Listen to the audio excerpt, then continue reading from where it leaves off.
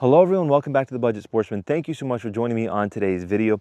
Today I want to give you my initial impressions and a walkthrough of the brand new run and gun turkey vest from TideWe. Before we dive in, I want to get a couple of things out of the way right off the bat.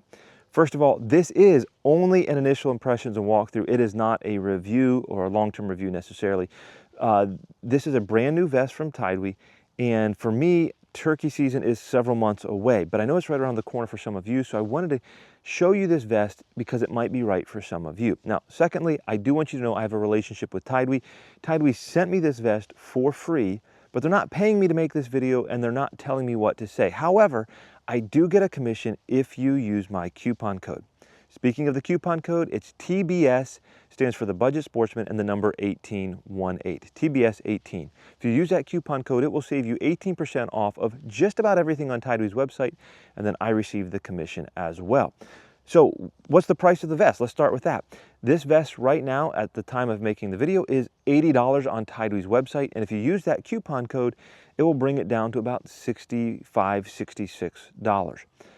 So with that said, why don't we talk about why this vest is called the run and gun turkey vest? Well, because this is really what I would call a stripped down version of many turkey vests on the market.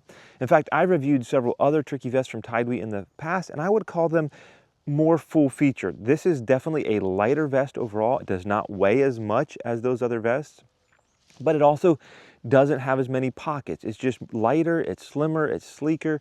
And if you're the type of person who doesn't carry a lot of stuff into the turkey woods and you just want to be light and mobile, this might be the right vest for you. Now, let's go ahead and walk through the different pockets, and I'll show you the pockets there are and maybe talk about some of the pockets that I feel are missing for my purposes. So let's start going through the pockets on this side, beginning with probably my favorite feature of this vest actually, which is the magnetic closure friction call pocket. And this is something that's actually, I think, an upgrade over some of the even more expensive vests from TideWe that have a zippered pocket here for your friction calls. This is a magnetic closure. You pull it out, and when I pull, there's some serious tension on that magnet. That magnet is really holding, and I'm gonna pull, pull, pull. I'm putting a lot of pressure there, and it opens up, and the glass call comes out, your slate call, whatever it is. Now, I really don't have any worries about that opening up, and even if it did, it would only sit like that, and I don't think you would ever be at risk of losing your call. You might have to guide the material back in a little bit to get that to go closed. The magnet catches, and it's securely closed. I mean, there's a lot of tension on that. I really, really like this pocket a lot. Probably my favorite feature of the entire vest. One thing I'm not as big of a fan of is that there's not a really great spot for your strikers for those friction calls. You can see over on this side, there's a pocket here, but it feels more like an afterthought. There's no closure. There's nothing to keep it in there for sure. And it's not even super, super tight on this striker. There's another one on the other side of this pocket, and I'll come back over to this side in a moment to talk more about this. But those are the two locations where you might be able to keep your striker. You would also, coming back to this side, possibly able to keep them in here. But this pocket just does not feel like it was designed for that at all. And it almost feels like, you know, you would hate to see a striker slide out the corner somehow. Again, so that's probably one of the real limitations of this vest is this works, and I'm guessing that's what it's designed for, but it's just not the full enclosure to make sure these strikers aren't going to get lost in the woods that I would like to see. Coming back over to this side, let's address this pocket. I think this could be useful for a box call depending on how long your box call is. Just keep in mind the way this closes, there's an elastic here and it goes over this little tab. A nice silent closure again, but there's no slot or place where the handle of your box call would be able to stick out if it's a little bit too long. So if your box call is longer than this, it's probably not going to fit. I'm honestly not really sure that that was even what this pocket was made for, but I'm not sure I know what this pocket was made for. Personally, I would probably use it for like a GoPro with a small tripod. I typically like to film, and I'll have a very small tripod and a GoPro with me that I'll sit down to film what I'm doing while my main camera is filming, hopefully, any turkeys coming in. So that's probably what I would use that pocket for. But again, it may be able to be used for a box call if your box call is short enough. There is another pocket right here. This is a very thin pocket. There's no depth away from your chest built into this pocket. It's very thin, and it's not super deep. You can see I've got my hand in. That's about as deep as it is.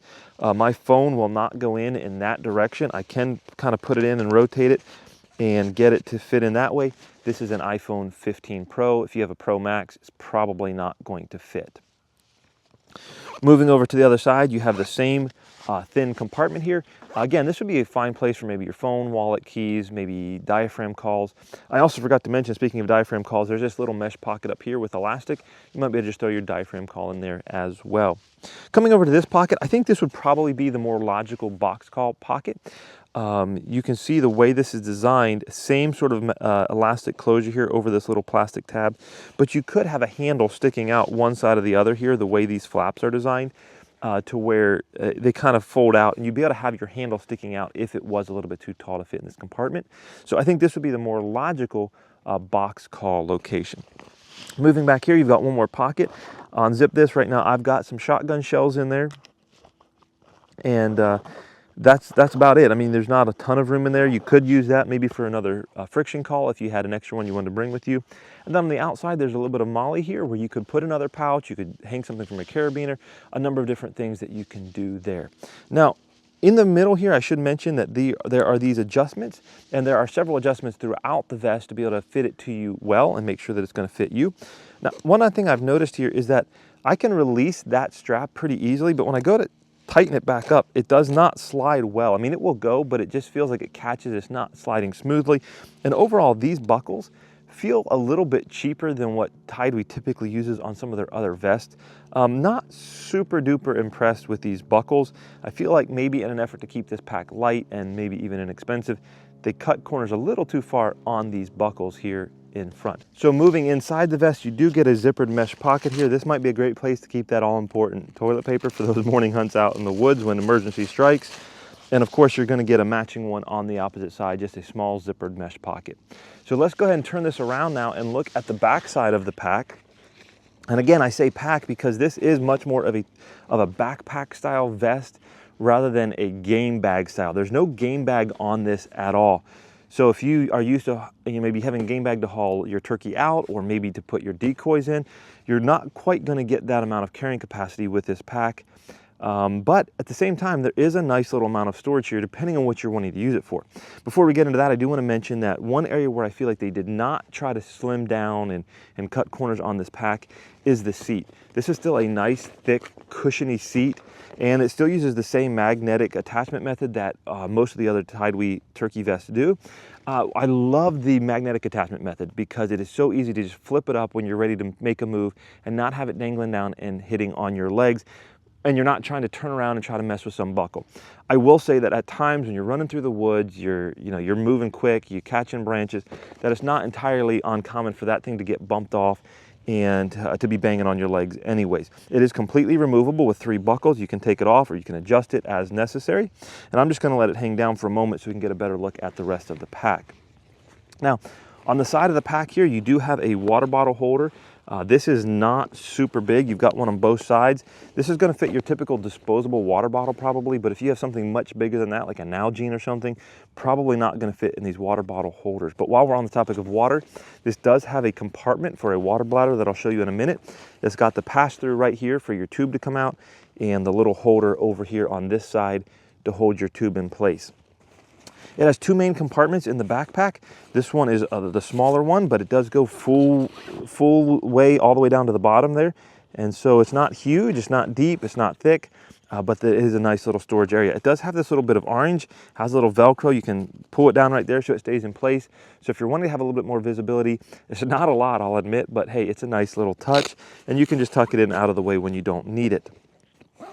In the main compartment, it's just one big compartment. Inside right now, I've got my, if I can get it out, my Montana decoy. These are super collapsible but super realistic looking decoys. If you're run and gun kind of guy and you want something small and compact, this is a great option, the Montana decoys. I'll put a link down in the description for these. You could probably fit 2 of them in this pack, and that's about it, and you wouldn't have room for much else. So hopefully that gives you an idea of the size of the pack. And then inside, you do have one more zippered compartment here, and this is your water bladder. Hopefully you can see that. This is your water bladder compartment, and that passes out through to your water bladder pass-through there on the top. So to finish out this video, I do want to give you some of my personal opinions and preferences when it comes to this pack, and that's all they are, is just my personal preferences. For me, I feel like this pack is missing some pockets that would be very useful, and I typically carry a little bit more gear into the woods than what this pack would let me carry, at least the way I normally would. For instance, I typically bring a granola bar or two when I'm out there early morning turkey hunting. Well, where do I put that? I typically carry things like a locator call, an owl hoot, or a crow call. And, well, where do I put that? Again, some of those things might be able to go in this pocket, but because it's accessed from the end, it feels a little bit weird to put those items in this pocket. If there was a pocket like this with top access, hey, that'd be a great place to put some of those smaller items.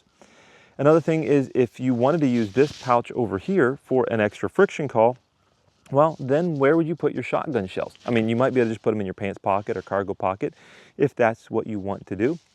Just be aware, you're going to start running out of space on this pack. Another thing to comment on here is that a lot of vests have a bigger pocket somewhere, and when you open it up, you've got shotgun shell loops down inside where you can put your spare shells and keep them nice and neat from rattling around. This pack doesn't have that. Now, a lot of these things could be solved by putting extra gear in the backpack portion of this pack, but that's just not quite what I'm used to and probably not what I prefer. Now, another thing that I'm a little bit concerned about with this pack is that the foam here, there is some padding between your back and the backpack, but it's very, very thin if I'm being honest. So if you pack stuff in your bag that's going to stay in there and you're gonna lean up against that stuff when you're leaning up against a tree, you might be okay. But if you're gonna pack decoys and stuff that you're gonna pull out when you hunt and set up against a tree, you're probably going to end up feeling a lot of that bark in your back. There's not a lot of padding. And when you compare it to some of the more expensive TideWe packs that have a ton of padding, this pack isn't going to quite have that comfort. So you're going to have to decide which way do you want to go. This pack is going to be so much lighter, so much thinner. It's going to be more sleek. You're probably going to feel lighter on your feet. And if that's what you're looking for, this pack might be right for you. But if you like a little bit more comfort, you know, that thick foam behind your back, if you like a few more pockets where you can really get things organized, then you may want to look at some other models. What I'm going to do is I'm going to leave a link up to a previous review that I did of some other TideWe models, and I'll put it up in the corner of the video, and I'll leave some links down below as well. So hopefully this video has helped you make an informed buying decision. If you are interested in the pack, remember you can use code TBS18 and it will save you 18% off the purchase price of this pack, bringing it down to about $66. With all that said, I hope you enjoyed the video. Let me know what you think of this vest down in the comments, and until next time, remember to get off YouTube and get outdoors into God's great creation.